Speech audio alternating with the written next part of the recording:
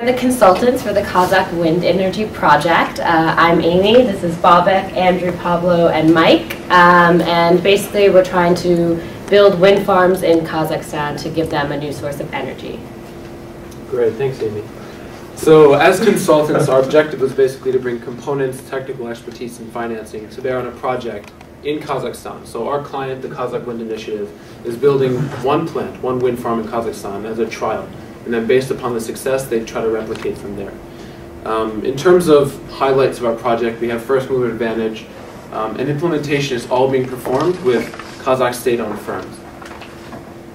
Finally, there's a political mandate to improve domestic energy independence because Kazakhstan is still very much dependent on Russian imports of oil, and they'd like to boost their exports of uranium and oil to other countries like China.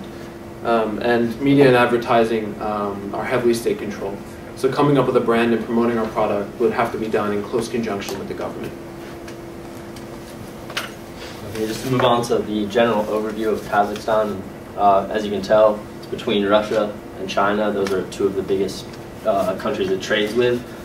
Just some general stats, it's about 15.7 million people in Kazakhstan, and it's the 9th largest country in the world, so it's pretty spread out in terms of density of the population. First, to look at the political and legal aspects. They have had one president since independence in 1990. It's Nazarbayev. Despite the fact that they have a democratic system, it's actually considered to be one of the world's dictatorships. Nazarbayev pretty much runs the country as he pleases in many regards. In terms of corruption, in the 2009 Transparency International study, Kazakhstan got a 2.7 out of 10. 10 would be no corruption whatsoever. I think the highest country has a 8.7, and just relative Hades, like the lowest country at 1.4. But the one good thing is that Kazakhstan's government has made several commitments to green energy and being environmentally friendly in the future. By 2015, they hope to have glass flaring completely ended. They've already started that. And they've also made it harder for companies, oil companies and other companies to come in and use old practices that destroy the environment. But the biggest threat is no one really knows what's going to happen when Nazarbayev steps down. He hasn't really decided who his successor is going to be, and that's a little bit risky for the future. In terms of the economy, it's basically considered to be a feeder economy to Russia and China. You can see most of the exports they have are not finished goods, but more so just resources that China and Russia use. It's the 18th largest world exporter in terms of oil, and this is kind of bad for their economy in some ways because they're very dependent on the oil price of the day. So they actually started a national fund of the Republic of Kazakhstan, which is basically a fund they use to stabilize their economy when there's fluctuations in the oil prices. So that for long term for us, or for the company, that's good because they have taken action to stabilize their economy. And in terms of doing business there, Kazakhstan is actually improving considerably. They're now up to number 47 in terms of the ease of doing business by the IFC. They also are, it's much easier to open a business in Kazakhstan. They're also ranked top 50 in that, so that's also good for us considering we're starting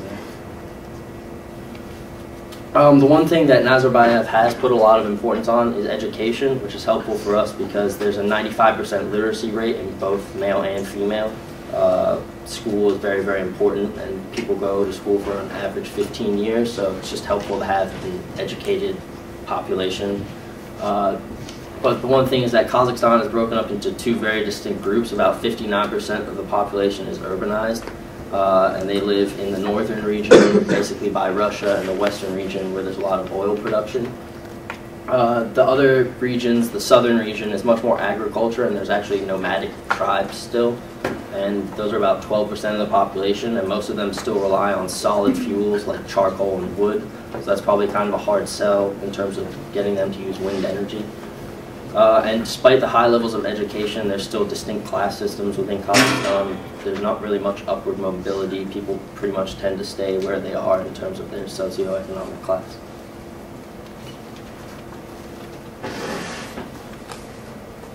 For the competitive analysis, Kazakhstan has shown a year-to-year increase in its GDP, and it's primarily been because of its efforts to growth in the energy industry. It's grown at an average rate of 8%. The government has also started to implement and develop a lot of state programs to further expand this GDP growth through fossil fuel production.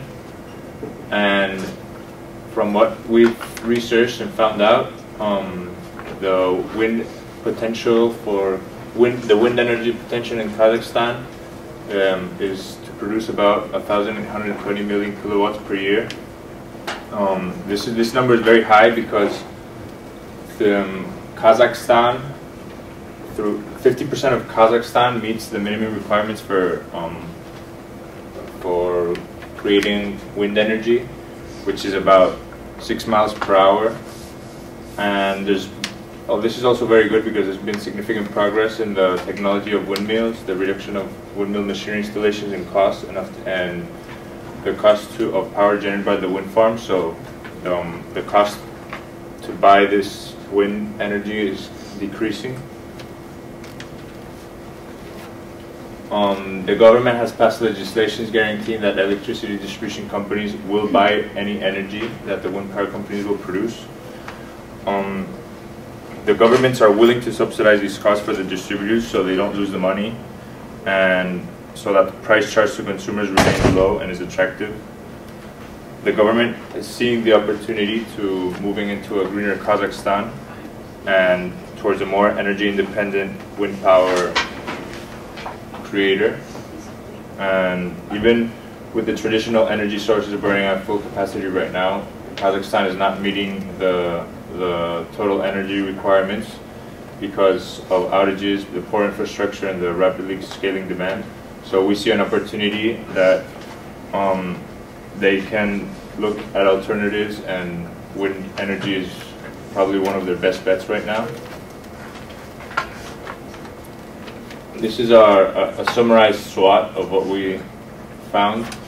The strengths are pollution reduction benefits. It has the best potential market per capita, and 50% of Kazakhstan's average wind speeds are 5 miles per hour, which is the minimum requirements. The weaknesses, costly connections to national energy grids from remote locations, mostly the eastern side. Sometimes also in the eastern side there's too much wind, and this can break damaged equipment, and it's very costly. Opportunities, it creates employment, and they could take advantage in being a leading country in production of wind energy. And the threats, well, there's an abundance of cheaper energy and the market entry of major companies and competitors like GE, Samsung, and Capsi that are already doing feasibility analysis. Okay, so for our target potential or target market analysis, the overall market conditions for this project in Kazakhstan is very favorable. Like Andrew said, the northern and western regions are where most of the population is concentrated and everyone's connected onto the national grid. So we'll be focusing on those regions. In a feasibility report, the Shelek Corridor and Fort Shevchenko regions have the highest potential for use and production of this energy. We have a large target audience, being that every household and business in Kazakhstan could use our energy. The only downside is that there's strong government control, so in order to reach out to our consumers and to educate them, we have to make sure we have full government support in order to get our project moving. So as our background picture so aptly demonstrates, we've decided to enter a green field.